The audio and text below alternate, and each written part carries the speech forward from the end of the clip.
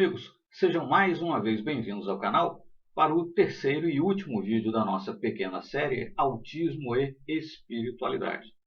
Como já informado anteriormente, essa pequena série de vídeos se baseia no conteúdo do livro Autismo, uma leitura espiritual, de Hermínio Corrêa de Miranda.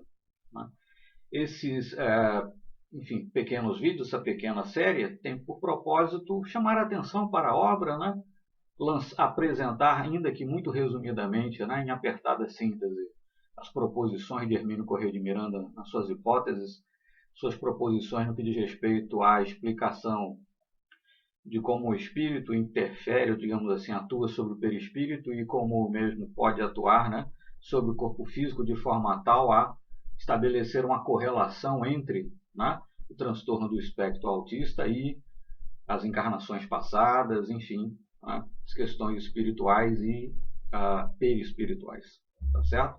E o propósito do vídeo hoje aqui, então, é encerrar, apresentar alguns pensamentos aqui, algum resumo, da obra de Hermínio a título de conclusão, tá bom? Então, nas palavras então de Hermínio Corrêa de Miranda, sem comprometimentos acadêmicos, sinto-me encorajado a dizer que me parece longo o caminho a percorrer para melhor entendimento do drama vivido pelos nossos irmãos e irmãs autistas, tanto quanto por suas famílias.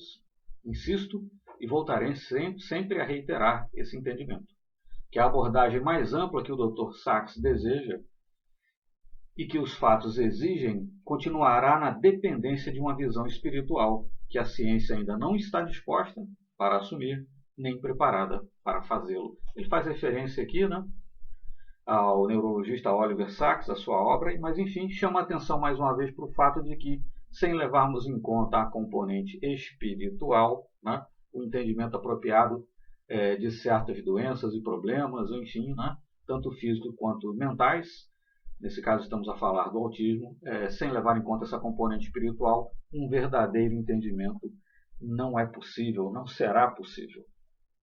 Para mim, deixe-me repetir, os genes foram desarranjados por um comando mental ou falta de comando certo no momento exato. Hermínio faz referência mais uma vez ao fato de que as componentes genéticas ou da morfologia do cérebro, etc., normalmente associadas ao autismo, na verdade são, se você pode associar o autismo a esses fatores genéticos, morfológicos, etc., mas por sua vez esses fatores genéticos e morfológicos foram causados pelo perispírito, foram causadas por comandos do espírito que muitas vezes se recusa a reencarnar. Enfim, a postura, por assim dizer, autista seria algum tipo de inconformismo do espírito que vê-se na contingência de reencarnar quando não era aquilo que ele desejava naquele momento, naquela circunstância. Continuando então, também com as palavras sempre de Hermínio Corrêa de Miranda, a realidade espiritual está embutida na problemática do autismo. Faz parte integrante dela e precisa ser considerada com seriedade e competência. Seriedade e competência.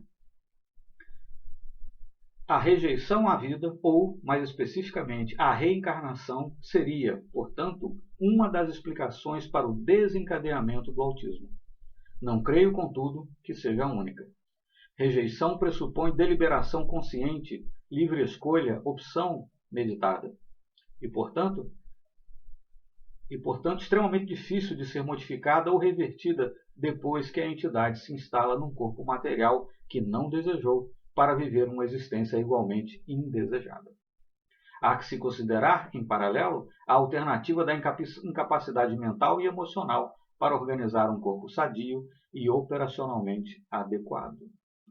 Está a falar aqui dos efeitos, de novo, da mente sobre o perispírito e, por conseguinte, também do perispírito sobre o corpo, uma vez que o perispírito seria o chamado modelo organizador biológico. Na realidade, o pensamento não verbal não é inconsciente, sim uma diferente manifestação de consciência. Em outras palavras, não há pensamento consciente e pensamento inconsciente. O que existe são duas manifestações distintas de consciência. No autismo, a individualidade inconsciente, insisto em lembrar, continua mergulhada no silêncio não verbal do cosmos, abandonando a personalidade terrena consciente, à sua própria sorte, praticamente vazia de pensamentos, desprovida de memória, sem poder verbal e, portanto, isolada, sem condições de comunicar-se com o mundo em que vive o corpo físico. Né? E, continuando então com as palavras de Hermínio, para mim, o autismo, como outras formas de distonias dessa natureza, pede, ou melhor, exige a atenção de todos nós, no mínimo com uma contribuição de solidariedade e de compreensão, para que não fiquem os pais sobrecarregados com o peso adicional da discriminação e do preconceito. Para encerrar, mais uma passagem, né, para tentarmos, digamos, enfechar a coisa, dar coesão e coerência. A despeito da melhor explicação metodológica vigente, o modelo clínico da abordagem ao autismo ainda precisa ser refinado e enriquecido com a introdução de conceitos que permitam caracterizar o envolvimento do autista com a síndrome da personalidade múltipla e a dos idiotes savants. Ele está fazendo referência aqui à modalidade, né, de autista de alto desempenho, né, enfim, com habilidades desenvolvidas, por exemplo, referente à matemática ou outros. Não há que se considerar ainda o problema ainda não examinado de um componente mediúnico, há que se considerar ainda o problema ainda não examinado de um componente mediúnico no autista, ou seja, a existência nele ou nela de faculdades extrasensoriais. Destaco esse aspecto para item especial, porque sua abordagem implica a adoção muito mais traumática para o ambiente científico da realidade espiritual, que tem sido sistematicamente ignorada. Quer dizer, se a realidade espiritual para o meio científico já é, digamos, inabordável, que dirá se você ainda levar em conta possíveis aspectos mediúnicos. Né? Enfim, para encerrar, estou convencido de que avanços mais significativos na melhor definição da etiologia do autismo continuem na dependência da aceitação do ser humano como uma entidade espiritual pré-existente, sobrevivente e reencarnante. Essa realidade constitui, a meu ver, um conjunto inseparável de fenômenos e conceitos insuscetíveis de utilização isolada. Ela precisa ser aceita em bloco, sem mutilações. Isso não significa que a ciência deva adotar conceitos teológicos, e nem precisa fazê-lo, ainda que isso seja desejável. Que trabalhe apenas com as evidências que certamente encontrará. A terapia do autismo, como tivemos a oportunidade de observar, ainda se ressente de consolidação em um modelo mais consistente, sem contradições ou conflitos entre os diversos tipos de abordagem. Creio oportuno ressalvar-se que esse modelo deve ser suficientemente flexível e abrangente para atender às peculiaridades de cada caso, pois, segundo a opinião dos especialistas, não há dois casos de autismo absolutamente iguais.